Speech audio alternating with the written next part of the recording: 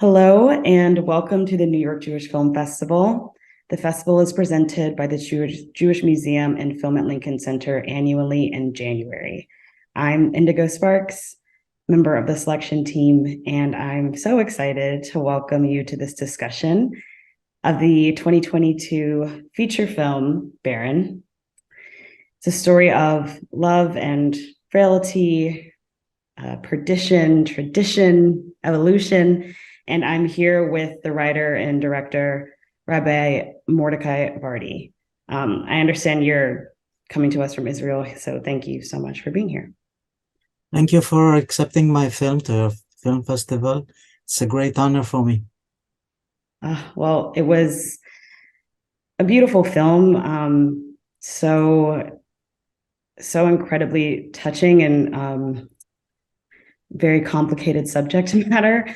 I think when we all saw it, we were kind of just like, whoa, let's take a step back and really talk about what's going on here.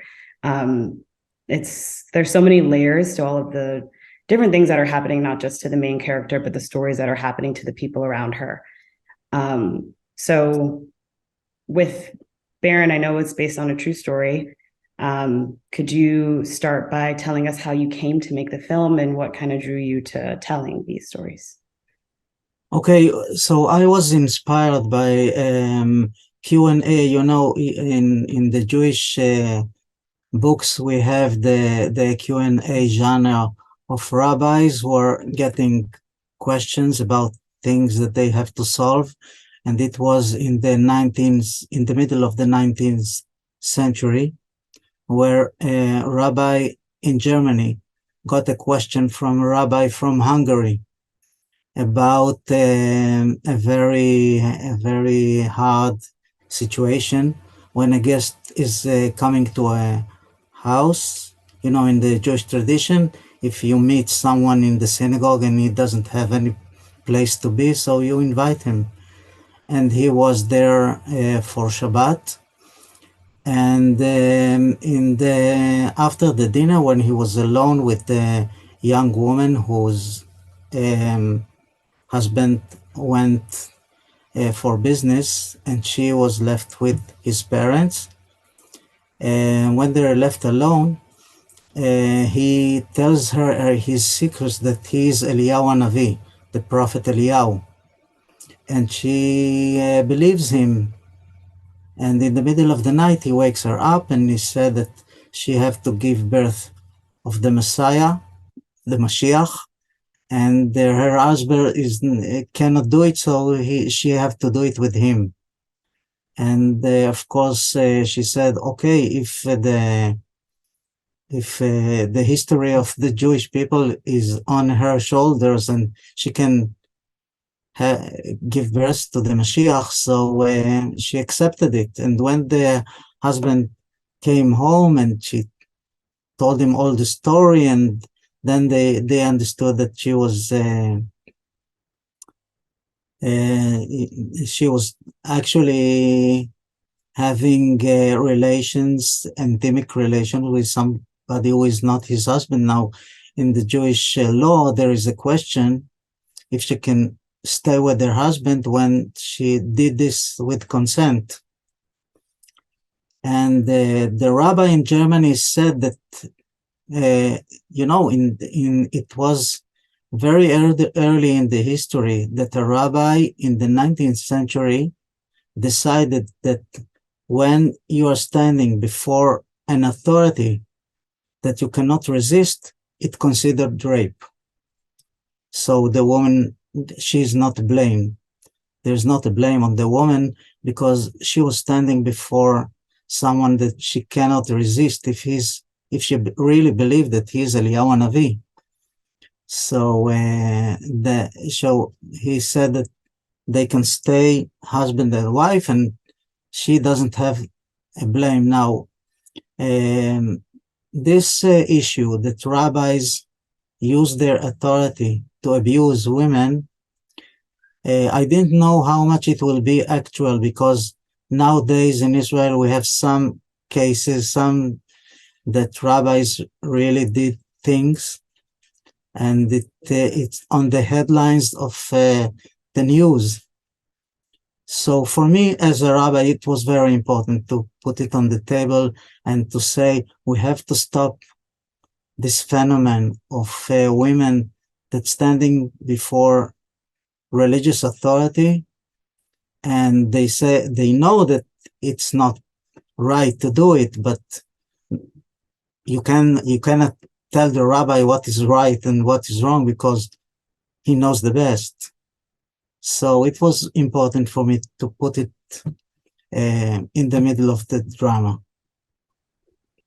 Well, yeah, thank you for sharing that. It's, unfortunately kind of in the era of Me Too, but even before that, we have seen a lot of these situations before. And some of us, have friends or family that have been in situations where they're with somebody who is in a position of power, and that power is used to abuse. And I think especially in the context of like being with somebody in your religious community, right? And kind of the wires being crossed about purpose and reason and duty, as far as your faith. It becomes like a really kind of nuanced, and I can imagine hopefully less tricky now, but at the time in which this story was happening in its originality, like very complicated to try to decipher. I appreciated you showing the three male rabbis discussing, kind of going through that questioning in the film, the what is the legitimacy of her perspective, and kind of the rape that she had just experienced. And yeah, I guess, why did it feel important to kind of show that? Do we feel like those conversations are maybe still happening in a similar way, or I don't know. What do you think? I wanted to say that it's really a hard question, because from the outside, when you see that she didn't resist and she could resist. And really in the history of the Q&A in the books, not all the rabbi accepted this this kind of decision that it considered rape. It's not so simple. So I wanted to bring that debate about this issue and to see how complicated it is. And for the Israeli law, it took many years. I think only in 1980 that they decided that using authority against a woman considered rape. So in the Jewish law, it was the rabbis discussed it even in 1850. So it's not so easy. But really, yes, I wanted, in the way I shoot this scene, I wanted the audience and also myself to feel that, well, we wanted a woman to be in the room, another woman to be in the room, not only her standing before three rabbis. And a rabbanit, a rebbetzin, a woman was missing there, so she can have an eye contact with a woman in this hard situation. Mm-hmm. Yeah, the women in the film, I think all, or I should say in Feigi's life and in her world, such very different approaches, I think, to her and how she should or shouldn't be speaking about the situation. Her mother-in-law obviously being kind of the main person who she is moving through this situation with, or at times, not feeling super supported by her. Yeah, I guess, can you talk to me a little bit more about her mother-in-law and kind of her balancing, setting up these relationships and also trying to kind of mediate the relationship between her son and her daughter-in-law as well during this complicated situation? Well, I think she is the wisest character in all this story, but she's in one hand she wants to support her daughter-in-law, and in the other situation she just want to protect her son, and she's overprotecting her son because that's why he cannot leave the house. And in the end of the film he have to decide if he wants to stuck with his mother or he want to go with his wife. So yes, it's a complicated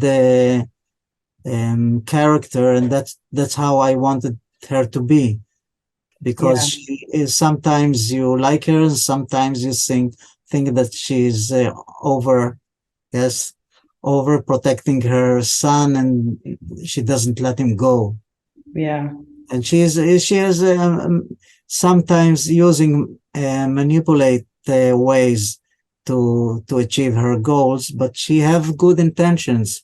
I think in my story, except one crook, all of them have good intentions. But in the reality in life, many people have good intentions, but not good doing. yeah, yeah. The impact ends up being very different, maybe, than the actual intention. Um,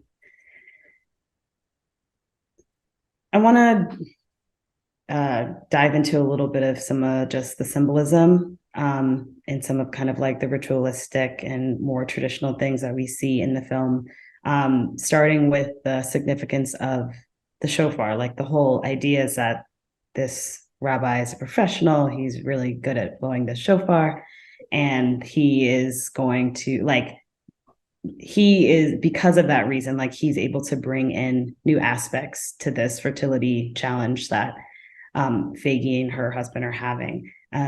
For those of us who aren't familiar, can you just talk about the significance of that horn? Yes, well, the shofar, we blow the shofar in the most holy time in the world, in the year, in Rosh Hashanah, when we're blowing the shofar. It's a very high sacred time, when we just the shofar was in the Sinai Mount when we got the Torah. This was the soundtrack, the sound of the shofar, and it's a very and I wanted to show that sometimes we can take the most holy things and put them in the most low level, take them to the most low level and evil. So religion really is the I can say it can bring life, it can bring faith, it can bring a very good to people. But when you use the holy things to make evil, so this is what I wanted to show. The Yeah, I definitely felt, because for me, I was like, okay, maybe I need to look into this a little bit more. But this seems to be very important, and it seems to be on par with, you know, somebody who's supposed to be respected in their community, bringing in like these really important practices to someone's home. So to kind of see it twisted on its head like that, yeah, I definitely was a little caught by surprise in the way he was kind of using it, as like a manipulation. yes. One of the places that both Feigi and Naftali would kind of have their escape and kind of run to was this forest. And I was just curious about that location and that site, and yeah, what that kind of meant for both of them and for you creating the film. Yes, well, in the Breslov tradition, the place where a man can talk to God is in the forest, where with the plants and with the flowers, where the place that civilization didn't touch it. and they are alone there. So it's also connecting to nature, to the nature like it was created. And this is the place where I can have quiet from all the community and all the civilization, and I'm just me and God talking there. Yes, I want to bring them out to the place, to the nature where the place is pure, and you can in a clean way, just you and heaven. Mm. Also, I wanted to say that although my inspiration was with the story of a rabbi abusing a woman, I thought that what interests me is relationship between the couple. I asked myself, okay, so the rabbi said that yes, you can go on with your family, but how the man is reacting, because also he was hurt in the second degree by this event of rape. So he really wants, but he can't until she's in a hard situation. He cannot find a way to solve his emotions with her. Yeah, he's got a real I mean, like you said, he's affected by this kind of secondhandedly, and he kind of has his own kind of like, I mean, he went away and came back in tragedy, you know? So you see him and you want him, I think, so much as a viewer to just like hop on board, support her, you know, like stand by her. And you know, from a woman's perspective watching it, you would want that, like, you know, for him to be close and to feel safe. And when he kind of looks at her and is like, I can't even touch you, you know, I can't be Yes, near you. I wanted the audience, when they see this film, to decide that no matter what, they will support their spouses. Yeah.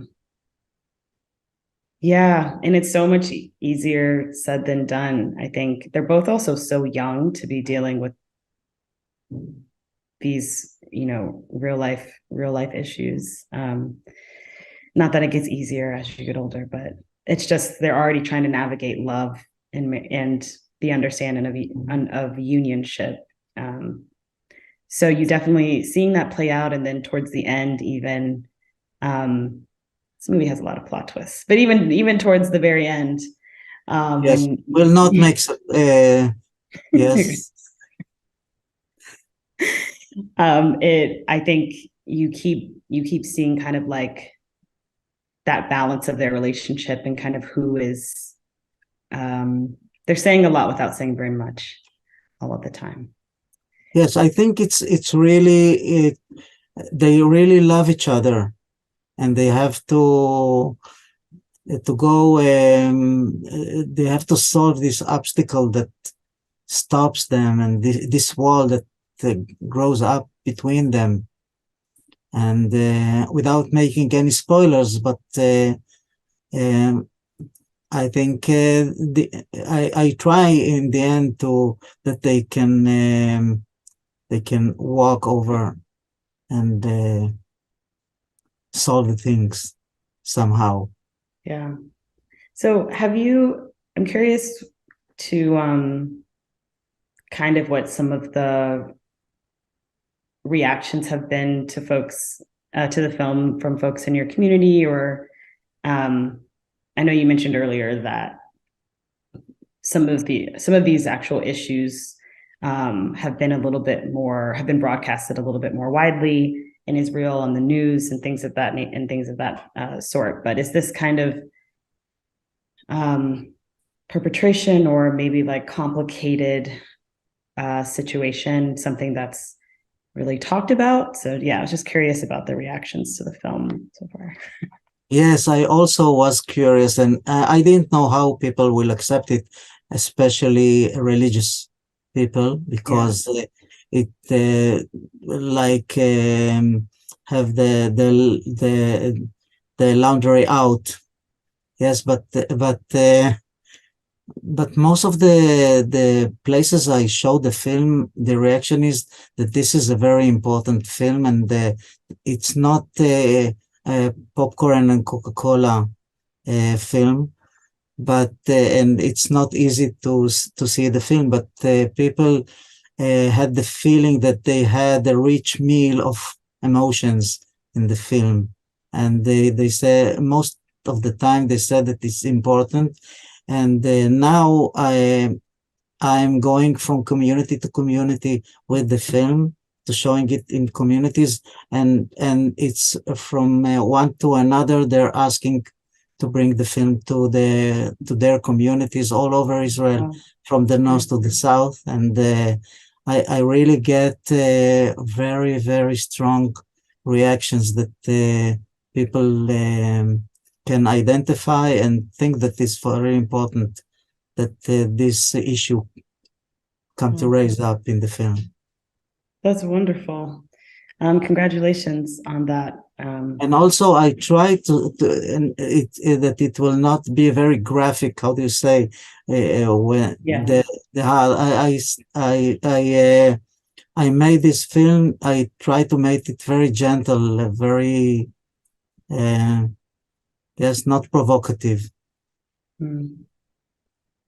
Yeah, no, it is done quite tastefully, and I think it's the it's not the graphic nature of something like that happening. It is, in this instance, very much so about the emotional toil that it takes on not just the person who is affected by or who it happens to, but by everybody around them, the family who is affected, and kind of I think just the overall, it's like the embarrassment and kind of the shame of the situation, not just for the person, but I think especially in Feigi and Naftali's community, it's, how public do we want this to be? Do we want to go to the police? Do we not want many people to know? Like, kind of trying to figure out the pomp and circumstance around this thing, and how much of it they want to share with yes the community, right, without being judged or feeling casted out, or all right, well, I'll just I'll ask one more question. In the making of this film, this was your first feature, yes? Yes. Well, I started writing this film 15 years ago. Wow. And I couldn't reach the budget to make it. So in the meantime, I made documentaries. And really, I felt that documentaries is very important for me. So this film had to wait until I have the opportunity to produce it. Yeah. But really, fiction films are, yes, I want to make more. Maybe this film will give me the opportunity to make some more, because I think in all over Israel and in festivals, they regard this film as a good film.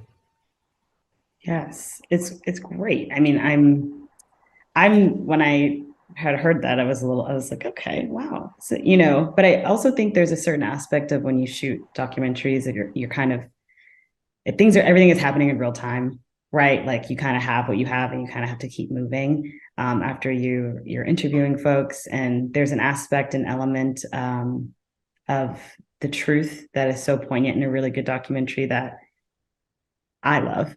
And I felt like, I don't know, it feels to me like some of that practice in shooting documentaries kind of spilled over into Barren, so that you still kind of have that essence of like listening to everyone's stories. And I don't know, you get a full picture of the situation in a way that I felt like worked really well here. But my last question will be, if you as an artist, what you feel like you've learned the most from this process of Barren, this 15-year process of trying to bring this film to fruition, just like what this specific project has taught you. Yes, well, it's very different from documentary, because in documentary it's very intimate. I'm shooting with my daughter. She also is a filmmaker, so it's like a family work. And in the fiction film, you have dozens of people on the set, and you have to cooperate with so many people and to guide the actors that are not really religious and bring their mind in and emotions into these characters that are not themselves. So it was very important, and I saw that really when someone understand the humanity of the character he have to play, it doesn't matter if he doesn't have the background in his biography. The actors, most of them are secular, and they got into the story, and they could bring out the emotions that are, universal. And also when I showed this film in Estonia and in India, very different cultures, and they could understand and could communicate and identify with. So I understood that no matter what word you're bringing, if you can bring the feelings and you can touch people, so no matter what culture they are coming from, they can identify and can bring it to their own world. Oh, that's beautiful. Well, thank you so much for being here and for talking about your beautiful film. I think I'm going to wrap up here, and thank you for joining us. Thank you very much. Thank you very much for a conversation that we could go a little bit deeper. Yeah, no problem. Thank you. Thank you very much.